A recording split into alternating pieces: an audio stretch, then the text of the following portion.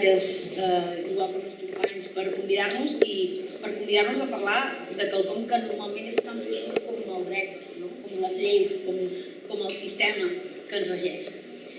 Mireu, aquest procés en el que estem immersos des de ja fa temps ha fet palesa i notòria la crisi de l'estat de dret. Tothom parla de l'estat de dret. L'estat de dret, simplificant-ho molt, seria un sistema institucional en què, com a dos pilars fonamentals, en tindria altres, però es respecten els drets humans, es respecten els drets fonamentals, i hi ha una separació de poders, d'aquests poders que ens regeixen, dels que fan les lleis, dels que les executen, dels que les apliquen, dels que després sancionen si s'incompleixen. Podríem dir que els tres poders que regeixen un estat de dret, el que ens pensàvem que era el nostre estat de dret, estan absolutament desbocats. Però no estan desbocats d'ara, porten temps desbocats. Aquest procés només ha fet exterioritzar una situació que ja feia temps que s'estava donant.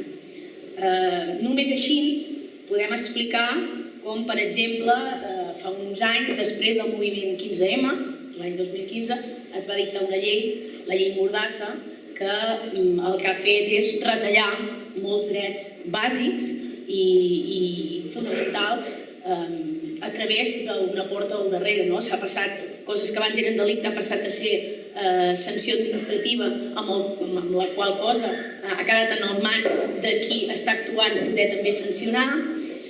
S'han vingut a afectar drets tan fonamentals com els de reunió. A partir de la llei Mordassa hi ha sancions, per exemple, a periodistes, hi ha sancions a gent que s'estava manifestant, i això ve directament relacionat, per exemple, amb el moviment del 15M.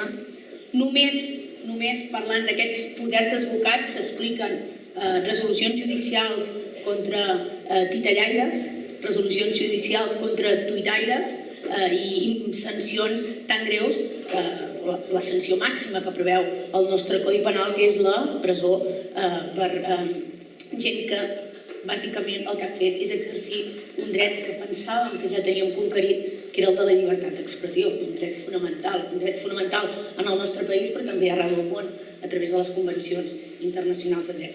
Només amb aquest desbocament s'entén l'actuació de la policia, que està directament dirigida pel poder executiu, pel govern, a l'1 d'octubre, una actuació absolutament desproporcionada i generalitzada, sense precedents en la nostra història democràtica recent. En general, la penalització, la persecució de la dissidència, en moviments com els 15M, en la gent que ha estat, en certa manera, qüestionant aquest sistema que cada vegada més es veu caduc i corromput, doncs ha sigut una persecució molt ferotge. I aquesta persecució arriba al clímax, o arriba al moment, diguéssim, cúspide, quan el procés qüestiona un principi que posa d'acord els tres poders, que seria el de la unitat d'Espanya. Aquest element que el procés qüestiona directament, aquesta indissolubilitat del territori, fa que els tres poders es posin d'acord i aquesta situació d'estat de dret caigui, es destrossi, quedi totalment diluïda. Diríem que això ve acompanyat amb el que es coneix com que està perdent-se o està afectant-se directament el que seria la separació de poders. Què volem dir la separació de poders? Doncs és quan parlem que els jutges han de ser independents, els jutges són un dels poders, el poder judicial, que el govern actua per un altre costat, pel poder executiu, i que el legislatiu, els que fan les lleis, haurien d'actuar pel seu costat i tots tres ser independents i, en certa manera, tots tres actuar uns de control o d'aturador dels altres. Això a Espanya, en aquest moment, és absolutament impensable, no existeix, no es dona aquesta separació de poders. Només així ens podem entendre com un tribunal, com el Tribunal Constitucional. Tracta de pensar que el Tribunal Constitucional, que no és poder judicial ordinari, perquè és un òrgan extraordinari, un organisme extraordinari amb unes funcions molt determinades, hi ha figures similars als altres estats, és l'únic Tribunal Constitucional que té poder executiu, és a dir, que pot executar les seves resolucions. I el que està fent el Tribunal Constitucional és dirigir el Parlament català. Està el poder judicial, o un organisme de la cúspide del poder judicial, està comandant el Parlament català. Això és un dels clars exemples de la manca de separació de poders que hi ha al nostre país. Un Parlament que hauria de ser inviolable. Els nostres parlamentaris haurien de tenir assegurada la seva funció i no podrien ser castigats ni per les seves opinions, ni tampoc per els vots que hagin emès. El Tribunal Constitucional, evidentment, això no ho ha tingut en compte, no ho ha respectat i ha violentat la inviolabilitat que hauria de tenir el nostre Parlament. No només hi ha aquest exemple, també tenim els exemples de les resolucions judicials que han seguit els dictats de l'executiu o les actuacions que volia iniciar l'executiu. Però jo entenc que en aquest marc tampoc no podem despreciar el poder judicial. És a dir, en general, quan es parla que vivim en un estat en què no hi ha separació de poders, tendim a pensar que totes les actuacions del poder judicial, que totes les sentències, que totes les resolucions en relació al procés, que l'actuació del jutge Llarena ve dictada pel poder executiu, que és on en Llarena fa el que li diu el govern. I nosaltres la setmana passada, tot el grup, o la majoria del grup, vam estar en un congrés i ens van fer veure quelcom que ens va sorprendre, perquè potser no ho havíem tingut tant en compte fins ara. No hi ha separació de poders, però també hem menystingut molt el poder judicial.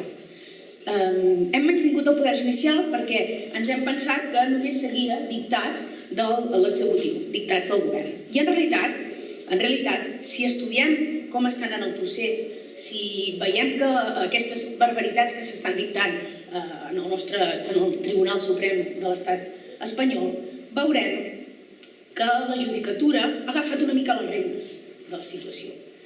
Això s'estava desenfrenant. Estàvem que no hi havia solució. Els polítics no se n'havien de sortir. Era un problema polític, els que els polítics no han sabut, el govern no ha sabut gestionar aquesta crisi. I el poder judicial, en un moment donat, ha agafat les regnes de la situació. Així s'entén com, per exemple, el poder judicial està discutint-se en resolucions judicials amb el ministre d'Economia, amb el senyor Montoro. La judicatura és un estament molt conservador, especialment en el tema també de la unitat territorial, de la unitat de l'Estat, i ha agafat una mica el relleu a un executiu, a un govern que ha estat incapaç de solucionar una crisi política. I ha començat a aplicar allò que en altres països es coneix com justícia estratègica. Les resolucions del Tribunal Suprem són resolucions estratègiques destinades a una finalitat que és acabar amb el procés, solucionar un conflicte polític a través de resolucions judicials.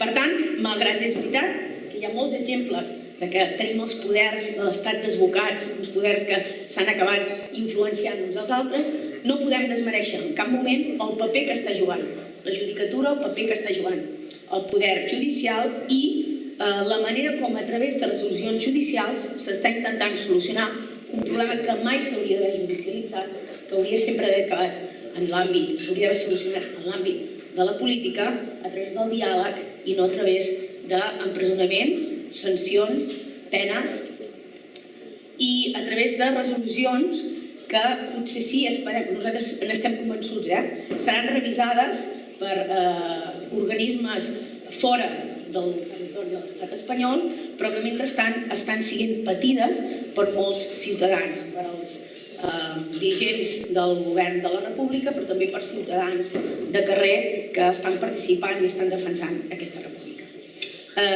Fet aquesta única introducció perquè veieu que potser aquesta situació que ara estem vivint ja feia temps que s'estava donant i com que no ens afectava directament a una gran majoria social, no l'havíem tingut tan present, per veure que això és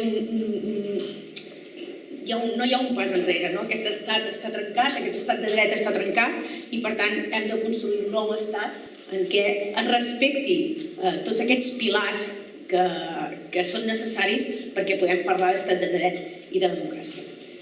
Dit això, jo us agraeixo la paciència per haver escoltat els companys, per haver-nos escoltat a mi, per haver-nos convidats i agrairia, com que sembla que personalitzem, no som 2 persones o 3 persones les que portem els procediments o les que som un grup, i aquí hi ha una gran representació.